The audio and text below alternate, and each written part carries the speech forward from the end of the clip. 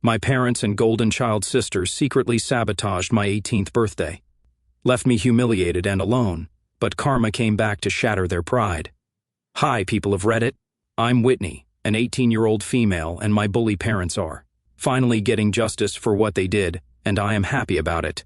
To give you a little backstory, let me tell you about my mom, Elena, a 48-year-old female, and my dad, Max, a 51-year-old male. My parents are kind of bullies, and they have always favored my golden child sister, Elsa, a 21-year-old female. I've spent most of my life feeling like a second-class citizen in my own home. I'm not going to lie, it's been really tough, and I've reached a point where I need to vent. Growing up, I was the one who could never do anything right. When I was 16, I decided to take up painting. It was a hobby I was really passionate about. I spent hours working on a piece for a local art competition. When I finally completed it, I was super proud and couldn't wait to show my parents. But instead of being supportive, my mom took one look at it and said, "Well, it's not exactly a masterpiece, is it?" and proceeded to show it to Elsa, who gave a half-hearted compliment and then went back to her homework. I felt crushed. My dad didn't even bother to look at it. He was too busy watching Elsa's new dance video. One of the worst instances was when I was 15 and had my first serious boyfriend. I was really excited about it and wanted to introduce him to my family. I was so nervous, but I thought it would be a big step in feeling more connected with them. Instead, my mom and dad barely acknowledged him. They just made snide comments about how he didn't seem like the type of guy they'd expected me to date. My mom even went so far as to make a joke about how he seemed like he was from the wrong side of the tracks. I was mortified. They never made an effort to get to know him or make me feel supported in my own relationship. And then there was the time I had a really bad bout of the flu. I was bedridden for days, feeling absolutely miserable. My parents didn't even bother to check in on me. They were too busy with Elsa's rehearsal for the play. I remember lying in bed, hearing them discussing her costume and schedule, and feeling completely abandoned. When Elsa came home, she just gave me a patronizing smile and said, "I hope you're feeling better now," before heading off to hang out with her friends. The worst part is that Elsa never really appreciated me or valued me either. I tried to have conversations with her and share things about my life, and it felt like she was always too busy or too disinterested. I even confided in her about how hurt I felt from all this favoritism, and she just shrugged it off, saying, "You're just being dramatic. Mom and Dad love us both. But if they really did love us both, why was I always treated as an afterthought?" I even tried to bond with her over shared interests like books and movies, but she was always more interested in talking about herself or her friends. For example, she'd come home from a weekend trip with her friends, and instead of asking me about my week or how I was doing, she'd just go on and on about her latest adventures and how amazing her friends were. It always felt like I was just a backdrop to her life, a mere spectator in her grand narrative. I could go on and on about the countless little instances where I felt neglected or undervalued. It's been a lifetime of living in Elsa's shadow, of feeling like the backup plan or the afterthought. The hardest part is that my parents never see it. They think they're being fair, that they love us both equally, but it's so clear to me that their love for Elsa is just on a whole different level. Sometimes I wonder if there's something wrong with me, if I'm just not worthy of their attention and affection. But then, I think about all the things I've done, all the ways I've tried to prove myself, and it's like no matter how hard I try, it's never enough. I've even tried to talk to my parents about it, but they just dismiss me or tell me I'm being overly sensitive. They say things like, "You're imagining things," or Elsa's achievements are just more visible. But it doesn't make the sting any less painful. So, 2 days ago was my 18th birthday. For context, Elsa's and my birthdays are just 1 day apart, so you can imagine how our family celebrations typically go. Growing up, I've always had this sinking feeling that my birthday was just overshadowed by Elsa's. But this year, I decided to keep things simple. I knew better than to expect a big celebration. At this point, I pretty much stopped dreaming about anything extravagant. So I told my parents that all I wanted was a quiet dinner at a nice restaurant with just a few of my friends and family. Honestly, I figured it was a modest request given everything. I was really excited about this birthday. Turning 18 felt like a huge milestone. I mean, it's the age where you finally get to say, "I'm legally an adult" and all that. I was looking forward to it as a way to celebrate a bit of independence and mark the end of my teenage years. I had picked out this gorgeous dress that I had been eyeing for months. It was this sleek navy blue number with a bit of sparkle that made me feel like I was finally stepping into my own. I even went out of my way to find a restaurant that I thought everyone would enjoy. After doing some research, I settled on a place that had great views and a cozy atmosphere. I thought it would be perfect for a low-key birthday dinner. I went to the trouble of searching for the best restaurant, making sure it was somewhere everyone could agree on. I didn't want any last-minute stress or arguments over where to eat. I wanted the night to be as smooth and enjoyable as possible. So, I found this cute little bistro that served a variety of dishes and had a good mix of vegetarian and non-vegetarian options. I even called ahead to make sure they had a table for us, just to be on the safe side. When I finally had everything planned out, I was really looking forward to the evening. I felt like I had done everything right and that this was going to be a special moment.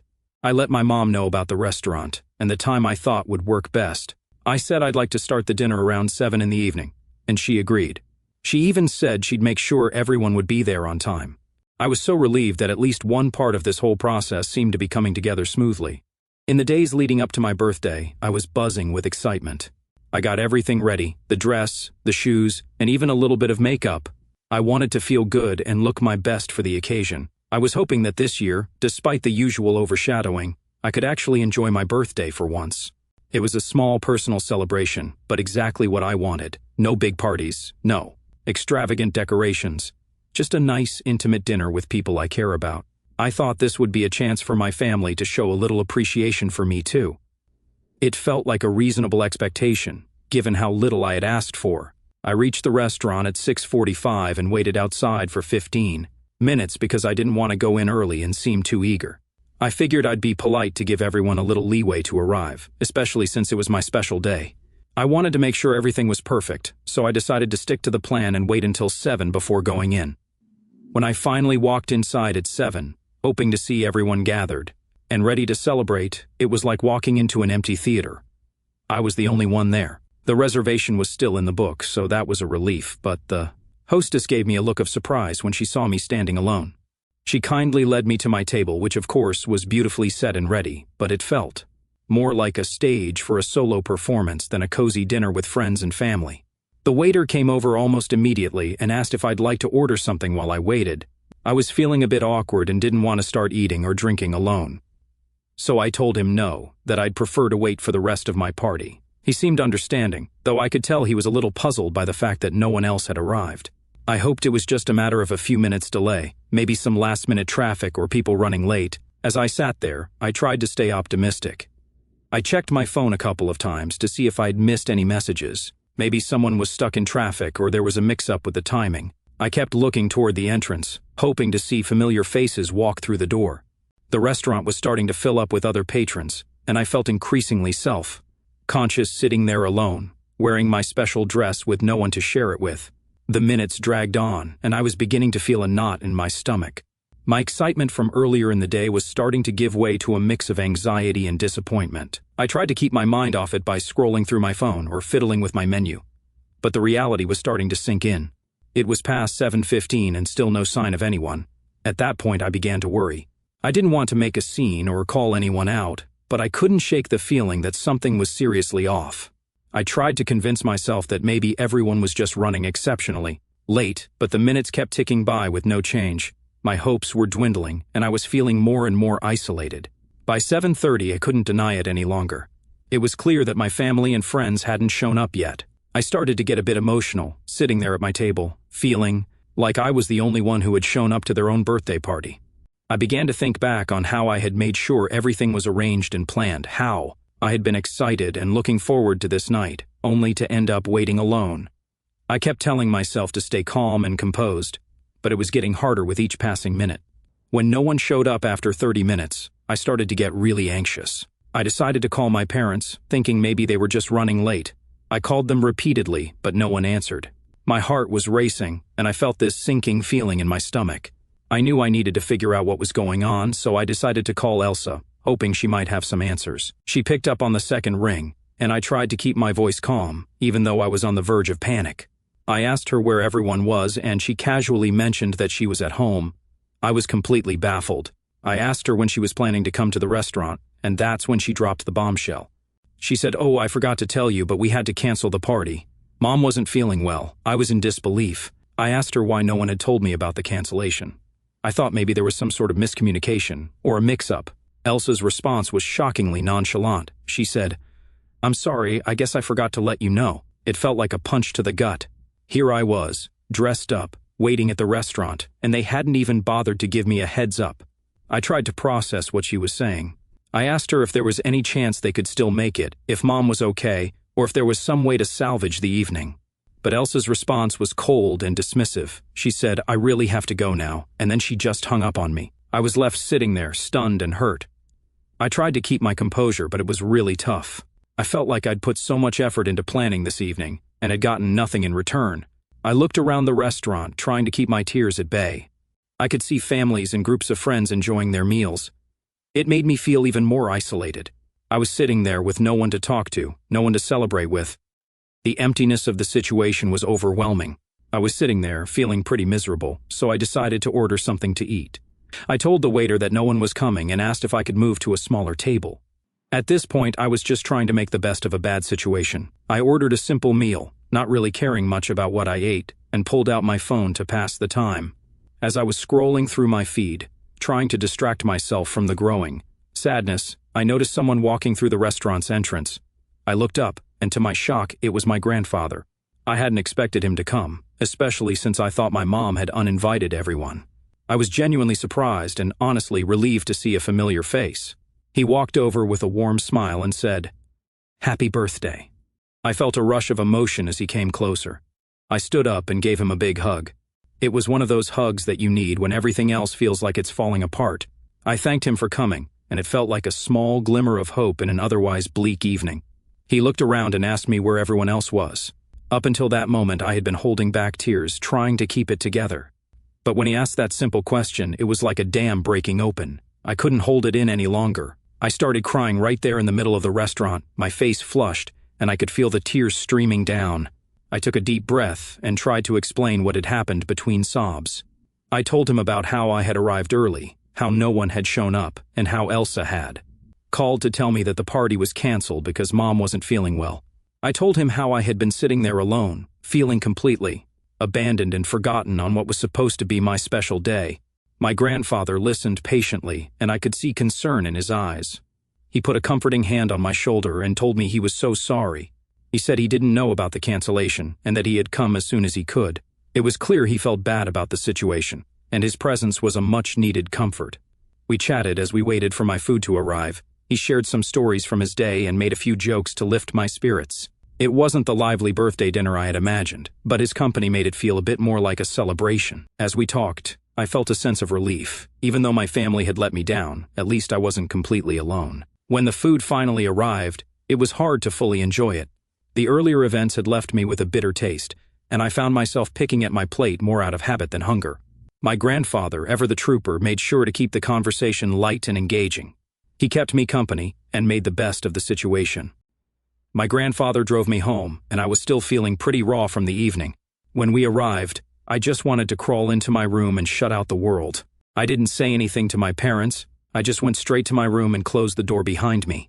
I was hoping for some peace and quiet after the emotional roller coaster of the night. A few minutes later, though, I was jolted from my thoughts by the sounds of screaming coming from the living room.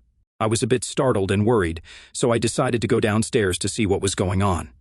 As I made my way down the stairs, the shouting got louder and more intense, and when I reached the bottom, I saw my grandfather and my mom in a heated argument. My mom was yelling, asking my grandfather how he could do this to them. Her voice was full of anger and disbelief. I was completely confused. I had no idea what they were fighting about. I stood there, trying to make sense of the situation, and it was clear that this was more than just a simple family squabble. From what I could gather, the argument was about something that had to do with my grandfather's will.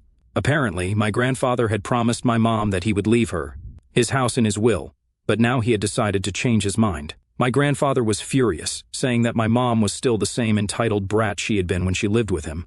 He was clearly upset and ashamed of how she had treated me, his own granddaughter. In the middle of the shouting match, my grandfather turned to me, took a deep breath, and said, "Happy birthday, sweetie," and then headed for the door. It was a strange moment, filled with mixed emotions. I felt a bit of comfort from his kind words, but the chaos that had unfolded was overwhelming. He left without another word, and I was left standing there trying to process everything. Once he was gone, my mom turned to me with an intense look. She demanded to know what I had told him. I was caught off guard by the question, but I tried to stay calm. I simply said, "Nothing, just the truth." It was the truth, after all, about how I had been left alone on my birthday and how Elsa had casually mentioned that the party was canceled without informing me properly. My mom's face contorted with anger, but before she could say anything else, I just turned and walked back to my room. I closed the door behind me and leaned against it, feeling a mix of exhaustion and frustration. I had hoped for a quiet end to a difficult day, but it seemed like the night was far from over. Eventually, I lay down on my bed, trying to calm my racing thoughts. I felt emotionally drained and wished I could just fast forward through the rest of the night. The arguing had left me feeling even more isolated, and I couldn't shake the sense that I was caught in the middle of something much larger than myself. The evening had not gone at all as I had planned, and I was left wondering if things would ever change, or if this was just how things would always be. As I closed my eyes, I hoped for some semblance of peace and a better start to the next day. When I woke up the next day, I felt like I was in a completely different world. The entire atmosphere in the house was icy and uncomfortable. My family was treating me with this cold distance that made me feel like I was invisible.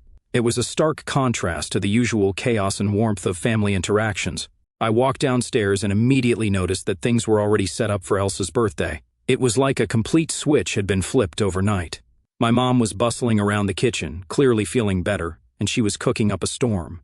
The house was filled with the smells of what I could only guess were preparations for a big birthday celebration. I felt a pang of sadness and frustration as I realized how different things were from the night before. I tried to keep my emotions in check, but it was really hard to see the celebration for Elsa being planned so meticulously while my own birthday had been so disregarded. I was still feeling the sting of being abandoned and hurt by the lack of consideration from my family. I couldn't just sit there and watch them prepare for Elsa's party when it felt like they had completely ignored my feelings and my birthday. So, I decided to leave. I packed a few things and went over to my best friend's house for the night. I needed a break from the tension and the cold atmosphere at home. I needed somewhere to go where I felt welcomed and understood. My best friend's place was a sanctuary where I knew I could at least feel a little bit of normalcy and comfort. It was an impromptu decision, but it felt like the right one at that moment. The weird part was that even after I left, my mom didn't even bother to call me. There was no text, no call asking me to come back for Elsa's birthday. It was like my absence didn't matter to them at all. That was a huge blow to my already bruised feelings. It made me wonder if they really didn't want me there, or if they just didn't care enough to make an effort to reach out. So now I'm sitting here at my best friend's house, writing this post, trying to make sense of everything that's happened. I'm feeling a mix of anger and sadness that's been hard to shake off. It's frustrating to feel so disregarded by the people who are supposed to be closest to me. I'm trying to figure out how to deal with these emotions and how to move forward. I'm reaching out because I need advice. How do I cope with feeling this way?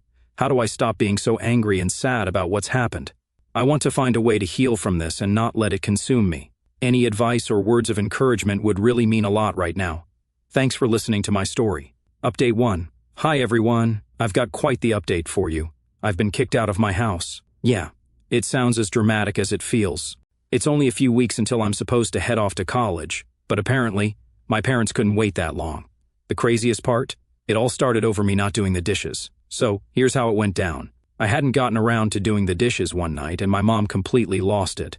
She started railing at me about how ungrateful and entitled I am, how I never help around the house, and all that jazz. It felt like she was blowing it way out of proportion. I tried to explain that I had been really busy with preparations for college. And it was just one night, but instead of calming down, she just got angrier. Well, I lost my patience too. I snapped back and told her exactly how I felt about the way they've treated me over the years. How I've always been the one overlooked. How my birthday was just another example of their disregard. I aired out everything I'd been bottling up for years, and once it was out, I couldn't hold back.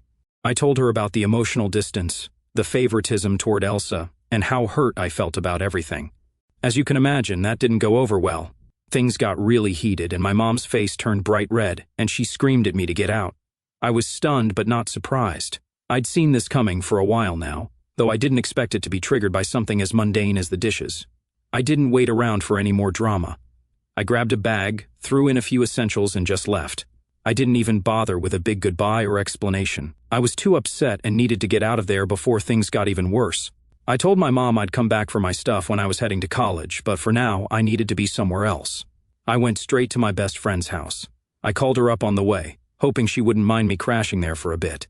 Luckily, she was totally understanding and told me I could stay as long as I needed. Her place has been a haven for me ever since. I don't know what to do now. Update 2. Hi everyone.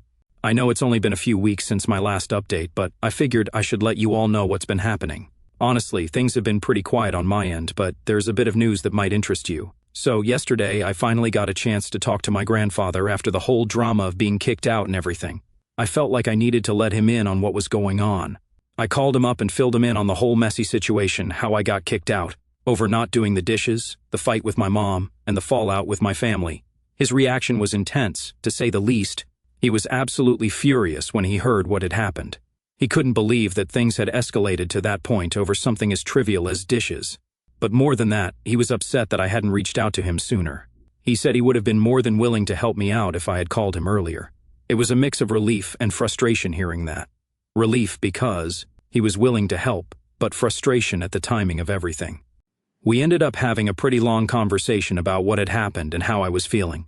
It was really comforting to have someone who understood my side of the story and who was willing to step up and support me. He reassured me that he was on my side and that I shouldn't feel like I had to go through this alone.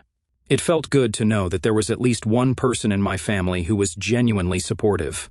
My grandfather has decided to come over the day after tomorrow to help me get my stuff from my parents' house. It's a huge relief to know that I won't have to deal with this by myself. He's going to help me pack up everything I need for college and get it all sorted out. I'm honestly a bit nervous about going back to the house and facing my parents. Again, but having my grandfather there makes me feel a lot more confident. Update 3. Hi, everyone. So, I've got another update for you, and unfortunately, it's a pretty rough one. Yesterday was supposed to be the day when I finally got my stuff from my parents' house with the help of my grandfather. However, things took a really terrible turn. When we arrived at my parents' house, I was shocked to find that almost all of my belongings were gone. It turned out that they had either thrown away or donated pretty much everything. All that was left were a few old notebooks. I couldn't believe my eyes. It felt like a total violation of my personal space and belongings. I was at a loss for words. Naturally, I confronted my parents about it. I asked them what had happened to my stuff and if they knew where it all went. Their reaction was to laugh at me. They actually laughed. It was like they found my distress amusing. I was stunned and heartbroken. It was like a final slap in the face, and I couldn't hold back my tears. My grandfather was absolutely furious when he saw how they treated me. His face was red with anger, and I could tell he wanted to confront them more aggressively. But he kept his cool. Instead of getting into a big argument, he decided it was best to just leave. It wasn't worth escalating the situation further, especially since I was already in such a fragile state. We got back into the car, and that's when the tears really started to flow. I was crying pretty hard, feeling utterly defeated and emotionally drained. My grandfather, being the incredible support that he is, did his best to comfort me. He told me he was so sorry that things had turned out this way, and that he wished he could have done more. He reassured me that I wasn't alone and that we would figure this out together. To lift my spirits and make sure I had what I needed for college, my grandfather took me shopping. It was a bit surreal, walking through stores, picking out things I needed for the next chapter of my life, while still feeling the sting of what had happened. But his kindness and determination to help me get back on my feet really meant a lot. We managed to pick up a few essentials, and it was a relief to know that I had the basics covered. On top of that, my best friend told me I could have whatever I wanted from her stuff. She offered me clothes, supplies, and anything else I might need. It was a huge comfort to know that, even though I was going through such a tough time, I had people who genuinely cared and wanted to support me.